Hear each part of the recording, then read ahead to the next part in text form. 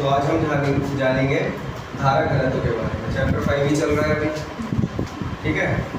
इसके बारे में जानेंगे धारा घनत्व, ठीक है। धारा तो सब लोग जानते हो, वैद्युत धारा आवेशों का फ्लो उससे उत्पन्न होती है। तो धारा घनत्व क्या होती है, देखो ऐसे ही समझाऊं अगर मैं तुम लोगों को धारा घनत्व क्या चीज़ होती है।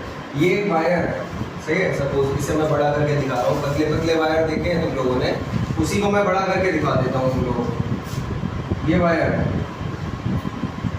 अब इसके अंदर कोई बिंदु है, सपोज ये, इस बिंदु पे पूछा गया कि धारा घनत्व बताओ। क्या पूछा गया, इस बिंदु पे क्या पूछा गया, धारा घनत्व। अब धारा किधर की तरफ बहेगी, सपोज इधर की तरफ बह रही है, सपोज इस तरफ धारा बह रही है, इधर से इधर की तरफ अगर धारा बह रही है तो ऐसे ही बहती हुई जा रही होगी धारा। अब इस बिंदु पर धारा घनत्व तो बताना है, तो इस बिंदु पर ये देखो तार कैसा होगा, जैसा ये है मार्कर इस तरीके का गोल तो होता है। तो क्या होगा, इसको हम देखें तार को, तो इसमें गोल गोल हिस्से होंगे जो जुड़े हुए मान सकते हैं आपस में। देखो तार कैसा होता है, ये अगर एक तार है तो इसमें क्या होता है, बहुत सारे गोल गोल हिस्से होंगे। इस टाइप से गोल गोल तो होता है पूरा तार। कहीं से भी अगर तुम काट दोगे इसे तो क्या निकल के आता है, एक गोल हिस्सा निकल के आता है। इसे बोलते हैं अनुप्रस्थ क्षेत्रफल। मतलब उस बिंदु से अगर काट दोगे, अनुप्रस्थ काट का क्षेत्रफल सुना है कभी? अनुप्रस्थ काट का मतलब क्या होता है कि अनुप्रस्थ मतलब लंबवत काट दिया तुमने, तो क्षेत्रफल जो बनता है ना उसे क्या बोला जाता है, अनुप्रस्थ काट का क्षेत्रफल, या फिर अनुप्रस्थ क्षेत्रफल बोल दिया जाता है केवल, ठीक है। क्या बोल दिया जाता है, अनुप्रस्थ क्षेत्रफल या अनुप्रस्थ काट का क्षेत्रफल। तो ठीक है, अब इस बिंदु पर जो अनुप्रस्थ क्षेत्रफल होगा, ठीक है, यहाँ से धारा बहती हुई जा रही है आई, इस बिंदु से धारा कितनी गुजरी, आई। अब इस बिंदु पर जो अनुप्रस्थ क्षेत्रफल होगा वो इस तरीके का होगा कुछ, अगर यहाँ से काट दूं मैं तो, है ना, कुछ गोल ही होगा ना।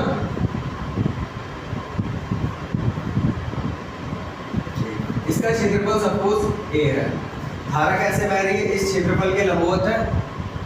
देखो यहाँ पे 90 डिग्री का कोण बनाती हुई तो जा रही है। धारा कैसी बह रही है, इस क्षेत्रफल के लंबवत। तो इस धारा को, जो धारा बह रही है उसे ही क्षेत्रफल से भाग कर दिया। किससे भाग कर दिया, क्षेत्रफल से। तो ये क्या हुई, एकांक क्षेत्रफल से बहने वाली धारा हुई, एकांक क्षेत्रफल से बहने वाली धारा। और कैसी है, क्षेत्रफल के अभिलंबवत कह दो, ठीक है। इसी को बोल दिया जाता है धारा घनत्व। क्या बोला जाता है, अब इसकी डेफिनेशन अगर मैं पूछूं तो यही सब पॉइंट जो तुम्हें दिए हैं इन्हें ही आपस में मिला दो, ये डेफिनेशन बन जाती है। डेफिनेशन का मतलब कभी ये नहीं होता है कि तुम्हें एक लाइन को रट के वहां पे लिख के आना है। डेफिनेशन का मतलब यह है कि तुम्हारी समझ क्या है उस चीज के बारे में। धारा घनत्व तो तुम्हें क्या समझ में आया, एकांक क्षेत्रफल से बहने वाली धारा है, क्योंकि आई को किससे भाग किया हमने, ए से। और कैसी है, क्षेत्रफल के लंबवत है, ठीक है। तो किसी बिंदु पर अगर धारा घनत्व तो पूछा जाए तो क्या होता है, किसी बिंदु पर धारा घनत्व तो उससे, उस बिंदु से जाने वाले एकांक क्षेत्रफल से बहने वाली धारा को कहते हैं, एकांक क्षेत्रफल से बहने वाली धारा को कहते हैं। या फिर अगर तुम्हें बिल्कुल ही सिंपल डेफिनेशन देनी है तो तुम्हें दिख रहा है J बराबर, J से दिखाते हैं इसे, J बराबर क्या है, I/A। किसी बिंदु से बहने वाली धारा को अगर उस क्षेत्रफल से भाग कर दिया जाए जो उस बिंदु से अनुप्रस्थता है, तो उसे क्या कहा जाता है, धारा घनत्व। जब कुछ समझ में नहीं आए ना तो जो यहाँ दिख रहा हो उसे ही लिखाना, वो सही माना जाएगा, ठीक है। कहने का मतलब यह है कि उस लैंग्वेज में नहीं होगा।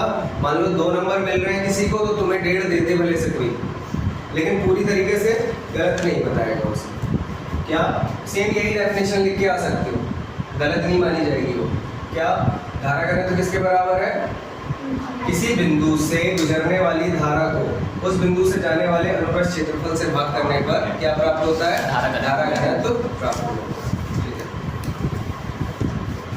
तो अब डायग्राम ये बना लेना। ठीक है। और बाकी धारा घनत्व की डेफिनेशन लिखवा रहा हूँ, वो लिख लो।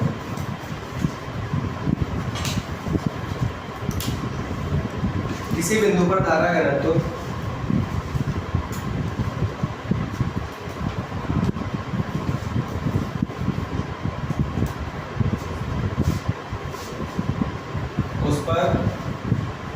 उस पर एकांक अनुप्रस्थ क्षेत्रफल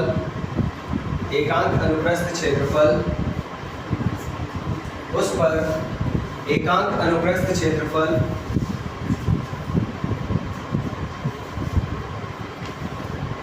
से गुजरने वाली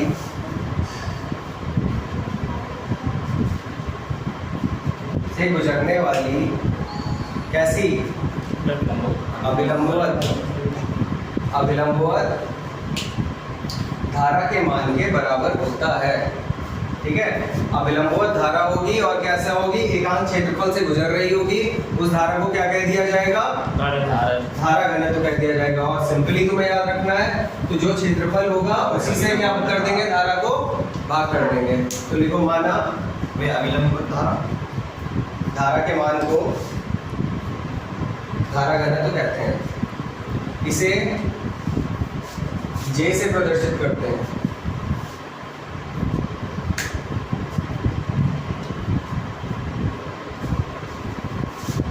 ठीक है, स्मॉल j दिखा रहा हूं, इसे स्मॉल j से प्रदर्शित करते हैं।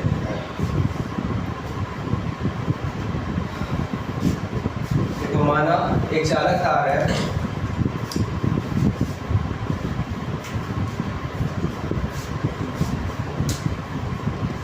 माना एक चालक तार है,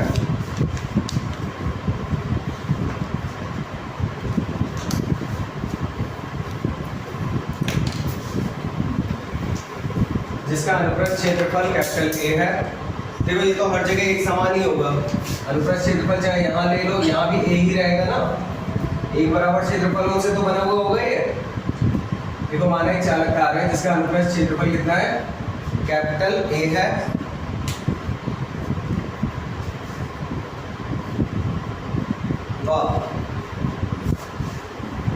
इस तार के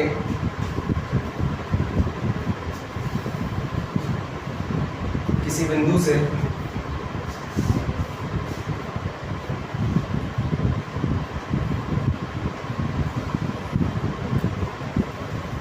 अभिलंबवत गुजरने वाली धारा, तार के किसी बिंदु से इसमें आ गया अभिलंबवत गुजरने वाली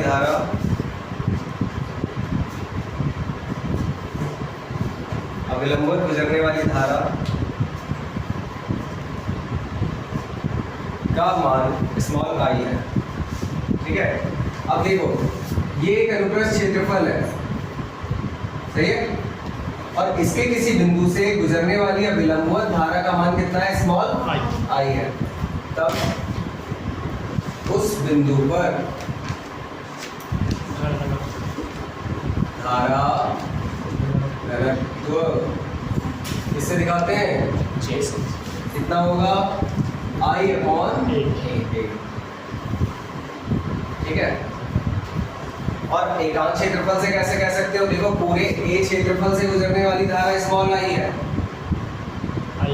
तो एकांक से कितना गुजरेगा, इस तरीके से होता है एकांक का मतलब। जितने से भाग करोगे वो एकांक कहलाता है।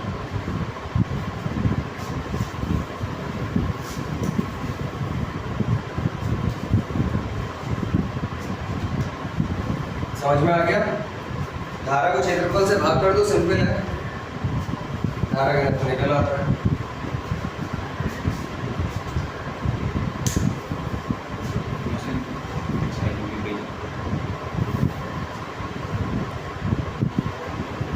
हो गया ये डायग्राम भी बना लिया होगा। ठीक है, ये A क्या है, क्षेत्रफल, और I क्या है, वैद्युत धारा। चलो अब मिटा रहे हैं हम इसे, ठीक है। चलो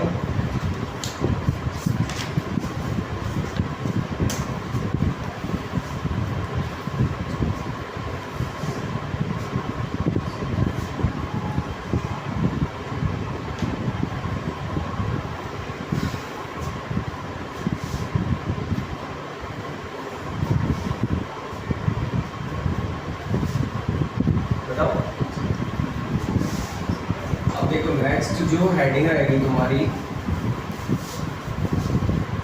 वो है धारा घनत्व तथा अनुगमन वेग में संबंध।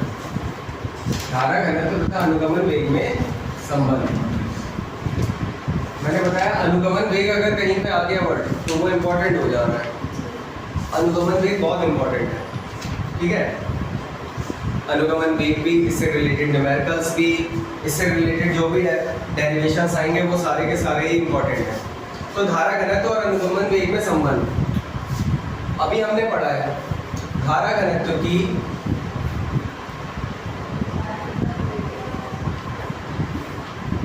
परिभाषा से, धारा घनत्व की परिभाषा से धारा घनत्व J बराबर तुमने क्या पढ़ा है? I upon A and we have, कल तुम लोगों को एक डेरिवेशन लिखवाया था मैंने जिसमें वैद्युत धारा के बारे में बताया था, है ना। तो उसमें I बराबर क्या था? NA VD ठीक है। I का मान कहाँ लगाते हैं? समीकरण 1 में।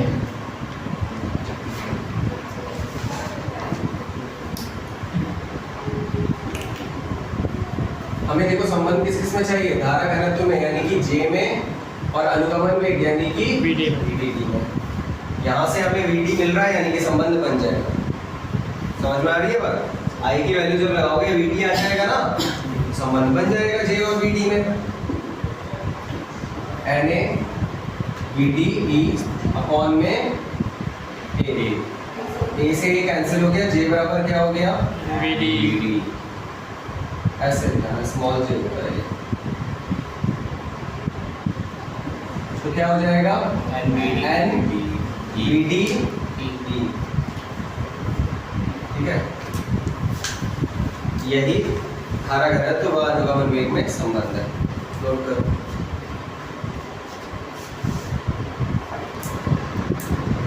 ठीक है, सबने ही सुना होगा वैद्युत प्रतिरोध के बारे में। अब नया नेक्स्ट टॉपिक जो है हमारा वो है वैद्युत प्रतिरोध। सबने सुना है, पहले पढ़ा भी है। तो पहले से किसी कोई कुछ बताना चाहेगा फॉर्मूला या कुछ भी? R equal to V upon I। R equal to V upon I। इन्होंने क्या सही बताया ये? अब इनमें से प्रतिरोध कौन सा वाला है? अच्छा, R प्रतिरोध है, ठीक है। और ये जो है V, ये क्या है?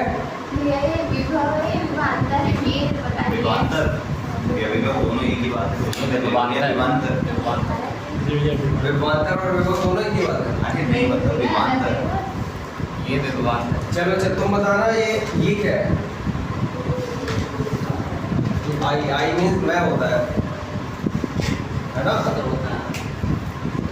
I मीन्स मैं तो होता है। I am going to my school। मैं अपने स्कूल जा रहा हूँ। बताओ, तुम बताओ, ठीक है। अभी मैंने वैसे बताया था I मीन्स क्या होता है। वो नहीं है, लेकिन यहाँ पे ये फिजिक्स है ना, वो इंग्लिश में आई होता है। तो तुम्हें भी नहीं पता, तुम बताओ I मीन्स क्या? इतने टाइम से मैं I पढ़ा रहा हूँ तुम लोगों को। इस चैप्टर की शुरुआत ही I से करी थी। I बराबर Q अपॉन T, है ना? तुम बताना। बिल्कुल साफ सुथरे बैठे हो, पूरा चैप्टर पढ़ के। बताओ अभिषेक। धारा भैया, वैद्युत धारा क्या होती है? किससे दिखाते हैं? तो ये जब पहली बात जब मैंने तुम लोगों को बताई थी, आई बराबर क्या होता है, Q अपॉन T। देखो मेरा पर्पस ये नहीं है कि पूरा करवा दूं मैं, ये मैं भी तुम्हें 1 सेकंड में समझा देता, सही है। 2 मिनट लगते मुझे, ये हेडिंग कंप्लीट होती है, हम अगली हेडिंग पे होते हैं। लेकिन क्या होता है, तुमने जब जो हाई स्कूल में स्टार्ट करा था तुम अब भी वही हो, और इंटर पास कर लेते तब भी वही होते। समझ रहे हो बात को? क्या फिर ग्रेजुएशन कर जाते होते तब भी वही। तो इसलिए थोड़ा उस हाई स्कूल के लेवल से ऊपर आना है। अब उस क्लास में हो तो उससे थोड़ा अपने आप को क्या बोलते हैं, उसे जस्टिफाई करो कि हाँ मैं इंटर में हूँ। तो नॉलेज जब तुम इंटर में हो, नॉलेज थोड़ी इंटर वाली होनी चाहिए कि तुम्हारा छोटे भाई बहन तुमसे पूछे अगर आके कि ये क्या है दीदी इंटर हो गया आपका, ये बता दो मुझे, तो आई का मतलब मैं मत बताना फिर वहाँ पर, सही है। तो इसलिए थोड़ा सा खुद को पता होना चाहिए। अब R बराबर क्या होता है, प्रतिरोध बराबर होता है V अपॉन I। V होता है यहाँ पे विभवांतर, क्योंकि इलेक्ट्रिक फ्लो तभी हो सकता है जब विभव में अंतर हो। बताई थी ये बात, एक तरफ ज्यादा विभव हो एक तरफ कम विभव हो तभी तो इलेक्ट्रिक बहेगी, है ना, तभी तो करंट फ्लो होगा, है ना। तो विभव नहीं हो सकता, यहाँ क्या होगा, विभवांतर होगा। दूसरी बात ये क्या है, वैद्युत धारा, ये ओम का नियम था, अभी पढ़ोगे इसी चैप्टर में, तुम ओम का नियम भी पढ़ोगे। पर मैं तुम्हें एक चीज बताना चाहता हूँ कि तुम इस चीज को अब ना भूलो। वैद्युत प्रतिरोध मीन्स क्या होता है, प्रतिरोध मीन्स क्या होता है, अगर कोई तुमसे कहे कि उस रास्ते में मत जाना उसमें बहुत प्रतिरोध है, कुछ तो समझोगे, इसका मतलब क्या समझोगे, विरोध करना होता है। प्रतिरोध मीन्स क्या होगा, किसी चीज का कि उस रास्ते पे कुछ तो ऐसी दिक्कतें होंगी कि हमें चलने में दिक्कत होगी। प्रतिरोध मीन्स परेशानियां, है ना, रुकावट बोल सकते हैं वैसे। तो ऐसे ही वैद्युत प्रतिरोध का मतलब क्या होगा, वैद्युत के मार्ग में आने वाला प्रतिरोध, कठिन रास्ता, वैद्युत के मार्ग में आने वाला प्रतिरोध, समझ में आई बात। तो वैद्युत प्रतिरोध क्या होता है, वैद्युत प्रतिरोध अगर किसी तार का ज्यादा है तो उसमें करंट का मान कैसा हो जाएगा, देखो वो तो यहाँ से भी दिख रहा होगा, आई बराबर क्या होगा, यहाँ से आई की वैल्यू निकालो अगर, तो आई बराबर क्या होगा, अगर आर का मान बढ़ाओगे तो आई का मान क्या हो जाएगा, कम हो जाएगा। जी ऐसा क्यों है, धारा के मान में रुकावट होता है। और धारा क्या करती है, धारा बहुत चालाक होती है। अगर एक तार ये जुड़ा हुआ है और एक तार ये जुड़ा हुआ है, दोनों ही तार आगे जाके मिल जा रहा है। इसमें प्रतिरोध अगर बहुत ज्यादा है और इसमें उसे कम प्रतिरोध मिल गया तो वो इस वाले रास्ते से होकर निकल लेती है, जैसे कि तुम करते हो, है ना। एक तरफ अगर डकैत खड़े हो, तुम्हें पता है रात में लूट लिया जाता है, और दूसरी तरफ सामान्य रास्ता है, ये जैसे अपने आगापुर रोड चल रही है, तो तुम सोचोगे कि दूसरे वाले रास्ते से क्यों जा रहा है, आगापुर रोड से निकल ले रहे हैं, है ना, वही चीज है। तो धारा के साथ भी वही है। देखो हर चीज में रूल वही रहते हैं, चाहे फिजिक्स हो चाहे सामान्य जिंदगी हो, रूल वही है जिंदगी के, हर कोई आसानी ढूंढता है। तो धारा भी क्या करती है, फिर आसान रास्ते से होकर निकल जाएगी, जहां उसे प्रतिरोध कम मिलेगा, वहां से ज्यादा धारा गुजर जाएगी, इसमें से बहुत कम धारा गुजरेगी। तो बेवकूफ होते हैं ना, तो कठिन रास्ता ही पकड़ते हैं तब भी। और ऐसे क्या, अब तुम्हें क्या समझ में आया कि तुमसे कोई छोटा भाई बहन अगर पूछेगा कि वैद्युत प्रतिरोध क्या होता है, तो क्या बताओगे, धारा के मार्ग में आने वाली, है ना, विरोध करना। चलो अब ठीक है, इसका हेडिंग लिखो।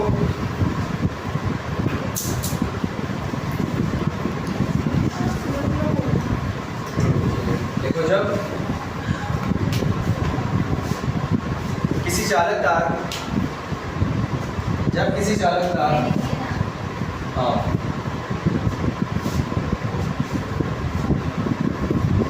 के सिरों के बीच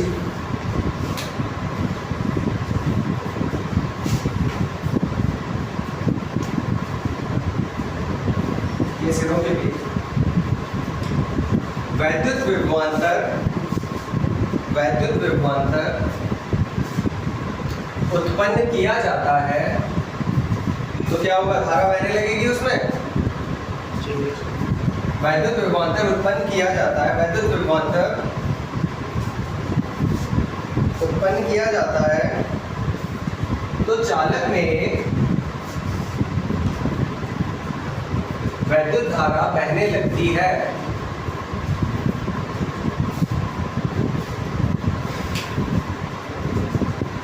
चालक में एक वैद्युत धारा बहने लगती है। तब चालक के सिरों के बीच विभवांतर V, ब्रैकेट में लिख लेना V, चालक के सिरों के बीच विभवांतर V तथा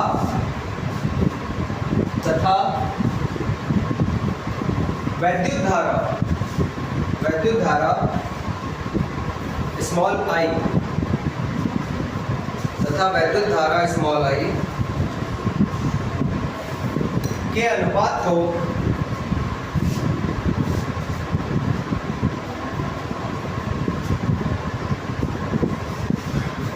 चालक का वैद्युत प्रतिरोध कैपिटल R, चालक का वैद्युत प्रतिरोध कैपिटल R कहते हैं, चालक का वैद्युत प्रतिरोध कैपिटल R कहते हैं।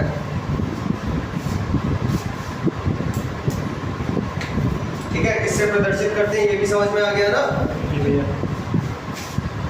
तो जब किसी कोई चालक कार है, उसके सिरों के बीच तुमने क्या उत्पन्न कर दिया, विभवांतर।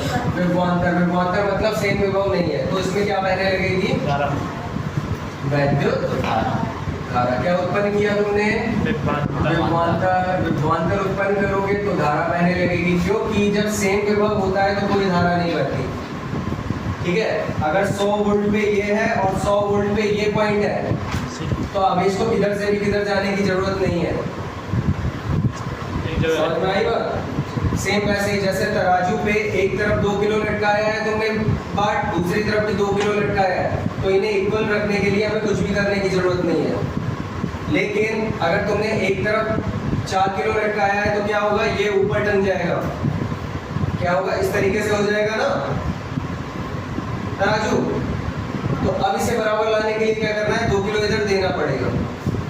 वही रूल यहाँ पे है, जब 100 वोल्ट यहाँ है 100 वोल्ट यहाँ है, तो भाई जब सब तरफ संतुलन है तो कुछ भी करने की जरूरत क्या है, ना आवेश को इधर से इधर जाना है, ना आवेश को इधर से इधर जाना है। आवेश कब जाएगा, जब विभव अलग होगा। इधर 100 वोल्ट है, इधर तुम -100 वोल्ट कर दो, अभी क्या होगा, आवेश तुरंत इधर से इधर भागना शुरू कर देगा। ठीक है, उच्च विभव से नीचे विभव की ओर क्यों करने लगेगा, ताकि इक्वल हो जाए दोनों में। समझ में आई बात। तब होता है विभवांतर। तो क्या, अगर किसी चालक के सिरों के बीच तुम विभवांतर उत्पन्न करोगे तो क्या बहने लगेगी उसमें, वैद्युत धारा। तब चालक का जो प्रतिरोध होगा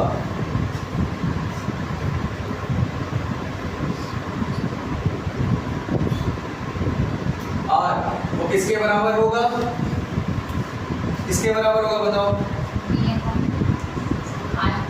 V अपॉन I। यहाँ V क्या है, I क्या है, वैद्युत धारा। ठीक है, ठीक है, ये हो गया। अब इसका आता है मात्रक।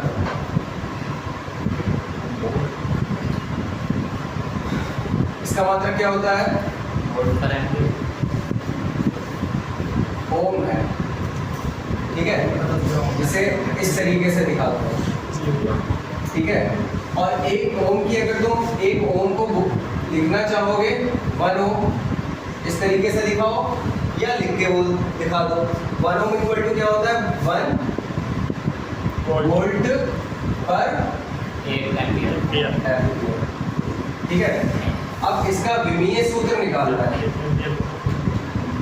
विमीय सूत्र निकालना है, वो तुम लोग मुझे निकाल के दिखाओ।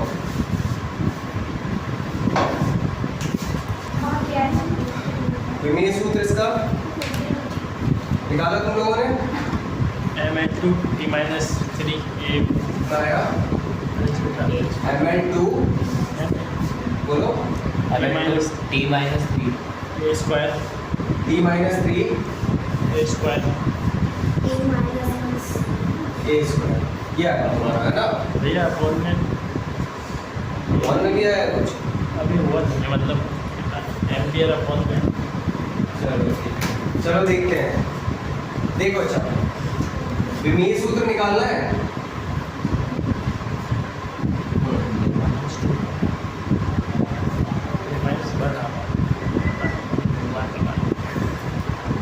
यहीं से निकल जाएगा। वोल्ट, वोल्ट किसका मात्रक होता है? विभव का विभव का। विभव बराबर क्या होता है? V बराबर जूल पर कूलम।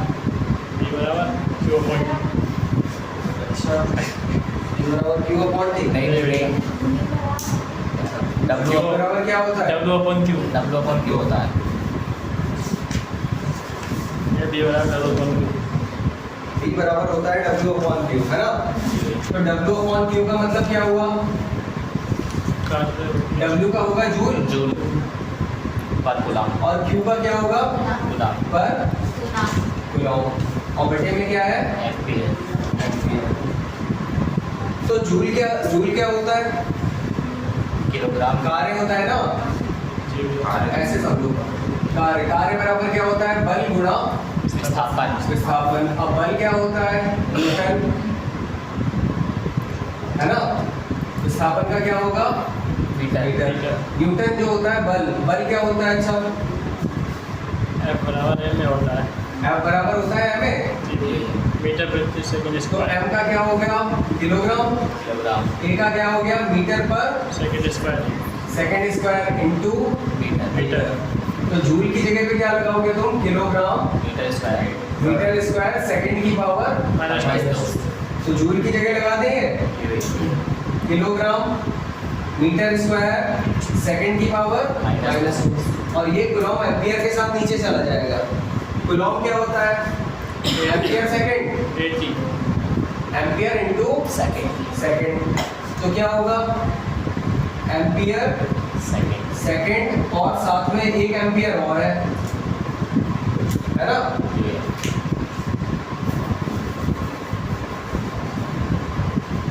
तो विमीय सूत्र क्या बनेगा?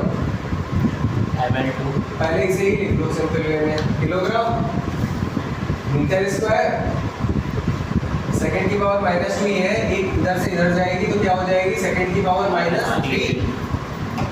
किलोग्राम मीटर स्क्वायर सेकंड की पावर -3 और एम्पियर स्क्वायर है, ऊपर जाएगा तो क्या हो जाएगा? एम्पियर -2। एम्पियर की पावर -2। अब किलोग्राम को किससे शो करते हैं? m से। मीटर को l स्क्वायर t-3 a-2। सही है?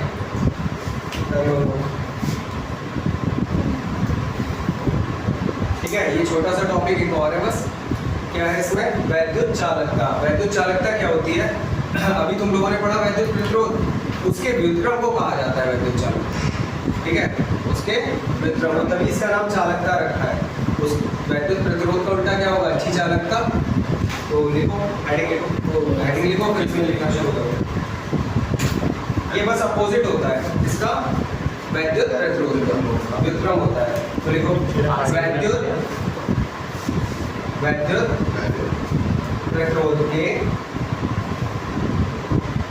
प्रतिरोध के व्युत्क्रम को, वैद्युत प्रतिरोध के व्युत्क्रम को मतलब उल्टे को व्युत्क्रम, वैद्युत प्रतिरोध के व्युत्क्रम को वैद्युत चालकता कहते हैं। वैद्युत प्रतिरोध के व्युत्क्रम को वैद्युत चालकता कहते हैं।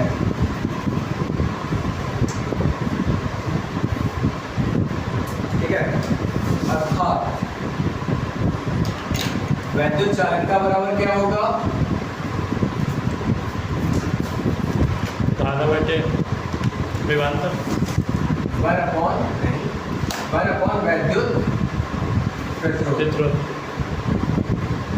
अब इसको क्या कह सकते हैं? जैसे होता है V अपॉन I, तो क्या हो जाएगा? ये I अपॉन V। ठीक है, नोट कर लो। और इसका मात्रक क्या होगा? देखो, उस वैद्युत प्रतिरोध का मात्रक होता है ओम, तो इसका SI मात्रक, SI मात्रक क्या होगा? Ohm inverse. ठीक है, या महो, MH हो या साइमन भी यूज करते हैं इसके लिए। Simon commission. ठीक है, तो मोहो याद रखना है इसका। क्या याद रखना है तुम्हें? हो मोहो, ओम इनवर्स या मोहो। ओम को उल्टा है बहु। अरे अब तुम लोगों को एक काम करना है, बस इसका विमेय सूत्र निकाल के लाना है। अरे ठीक है, ये बात ठीक है। विमेय सूत्र खुद निकालना है, वो मैं मैच करूंगा इन लोगों को। ठीक है, बस